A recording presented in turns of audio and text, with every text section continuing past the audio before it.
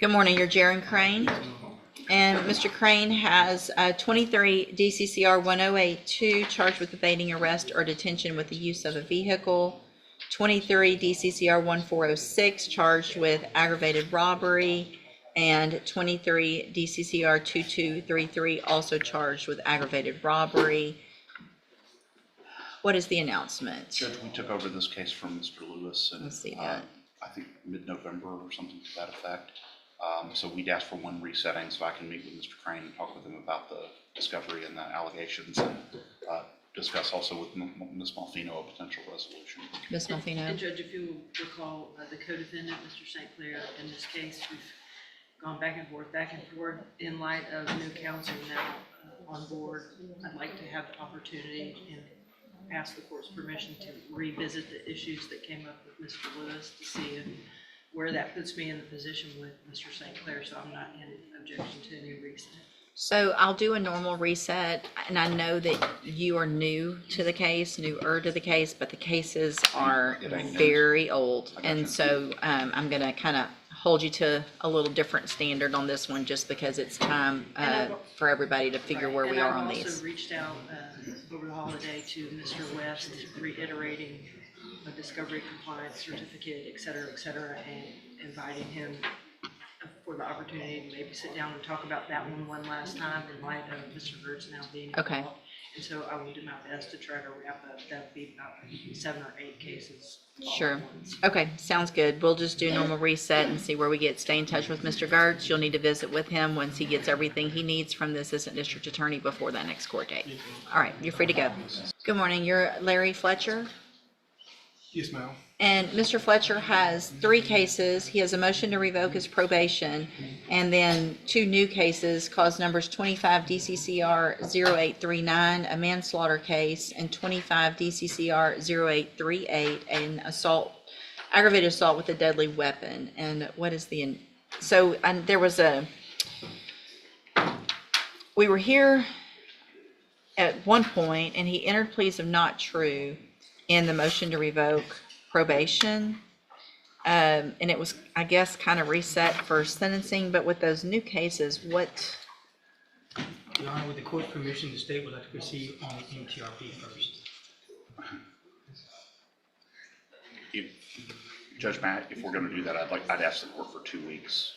No, we're not doing that today. I mean, because No, okay, I'm sorry. I'm not inclined. So, okay, here's the thing. Typically, the way I'll handle motion to revoke in new cases, if the new cases are, I don't want to have to hear it all twice.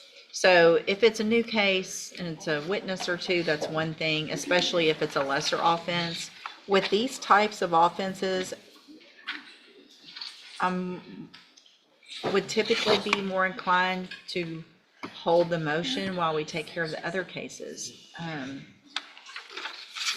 The state's thinking, Judge, is depending on the outcome of the MTRP, I think that would be dispositive potentially of the other cases without the necessity of having to pick a jury and go through the jury trial.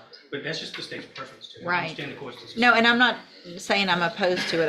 I'm trying to, so this underlying offense that he's on probation for is a 2nd-degree felony. So what would it would be proving up the aggravated assault and the criminally negligent homicide? That's part of it, yes, ma'am. Time frame on that type of hearing? Wouldn't be extensive, Judge.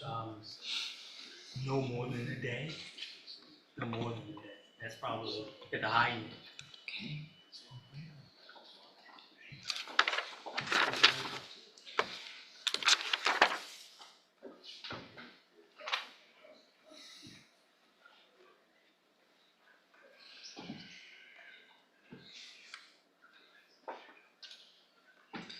All right, so he's already entered the pleas of not true. So I'm going to kind of grant what Mr. Coleman is requesting on this one. If it's essentially, and I'm not complaining about it, Mr. Coleman has the right to do whatever he wants here, but if it's essentially gonna be miniature trials, then I would ask the court for, some time. Sure. No, so what I'm gonna do is reset it for sentencing. Obviously, I need to find a day, probably gonna be 45 to 60 days out.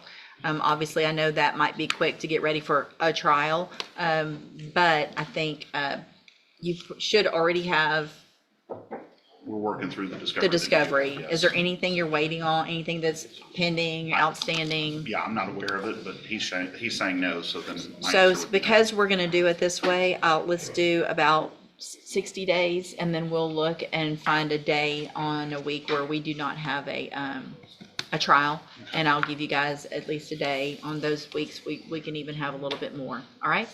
Okay, we'll see you back.